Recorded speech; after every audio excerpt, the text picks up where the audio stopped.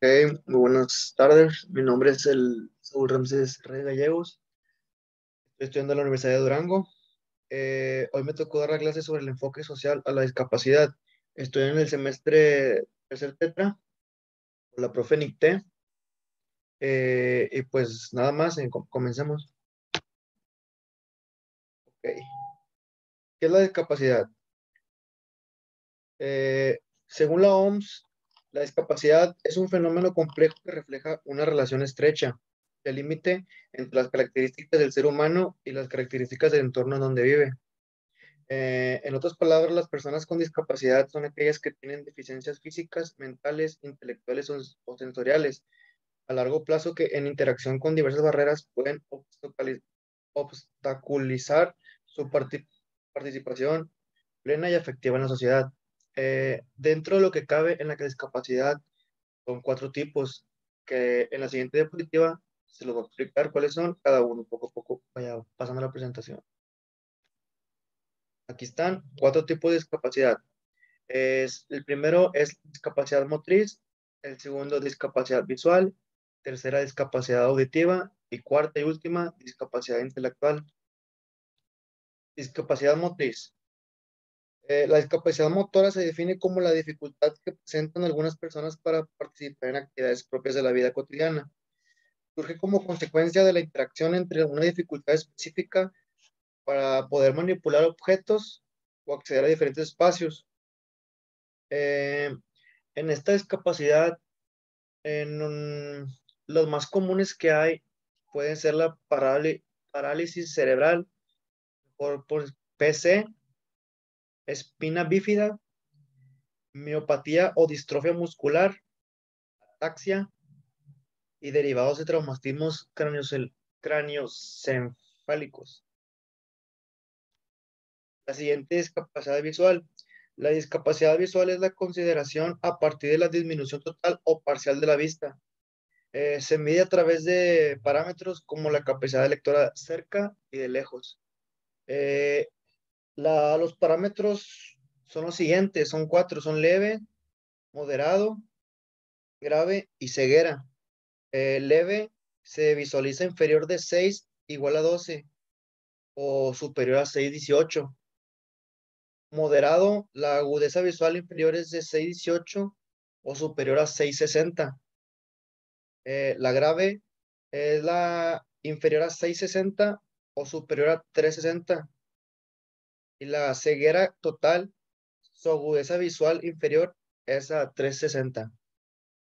Eh, las causas por las que puede llegar a tener una discapacidad visual una persona puede ser por anomalías hereditarias o congénitas, un daño en el nervio óptico, en disfunciones en la refracción de las imágenes, enfermedades infecciosas endocrinas o intoxicaciones, o también nada más y nada menos una lesión en el globo ocular.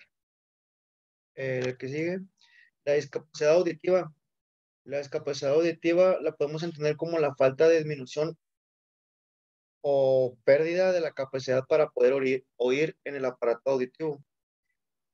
Aquí también se puede clasificar por varias cosas. La pérdida de audición se clasifica en general en 7 grados: normal, emergente, leve, moderada, moderada severa y severa profunda. Las leves es pérdida inferior a 40 decibelios, las moderadas es de 40 a 70 decibelios. Las severas es de superior a 70 decibelios. Conforme la seguridad social se considera una persona sorda, es a partir de los 75 decibelios.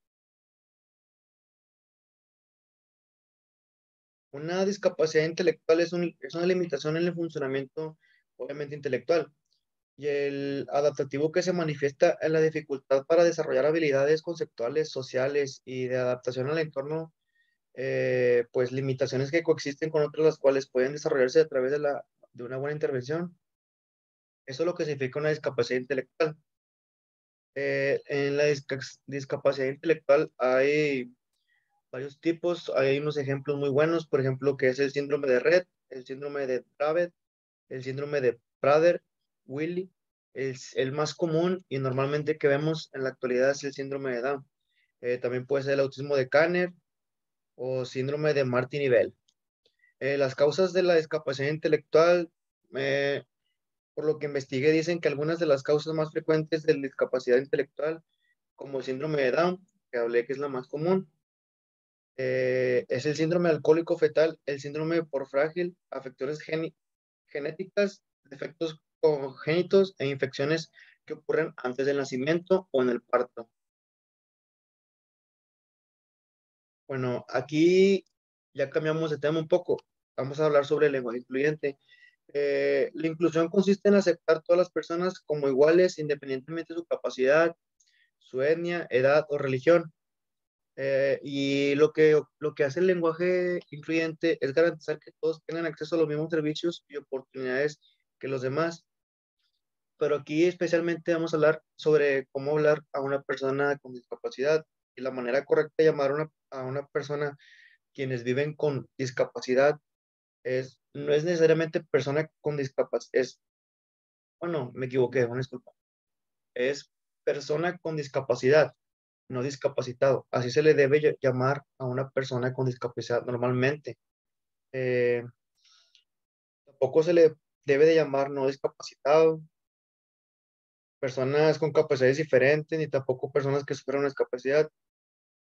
Siempre se debe anteponer su condición de la persona y después la condición de la discapacidad que puede ser. Aquí hay una imagen, los cuales me ayudó bastante, ya que aquí dice cómo es la manera correcta de llamar a las personas con discapacidad. Por ejemplo, arriba dice correcto. A una persona con discapacidad visual se le puede llamar persona con discapacidad visual o débil visual. A una persona con discapacidad motriz se le puede llamar persona con discapacidad motriz. No se le llama minusválido, incapaz, inválido. Así no se le debe llamar a una persona, al igual con todas las demás discapacidades que hablamos recientemente, que son cuatro: discapacidad con auditiva sorda, persona con discapacidad mental, psicosocial o intelectual. No se le debe llamar a una persona así loco, loquito, demente, idiota, trastornado, sino que se le debe llamar persona con discapacidad mental. Y bueno, de mi parte esto sería todo. Espero ya haya entendido un poco más sobre lo que es más que nada la discapacidad, los cuatro tipos y cómo se le debe de hablar formalmente a una persona. Gracias.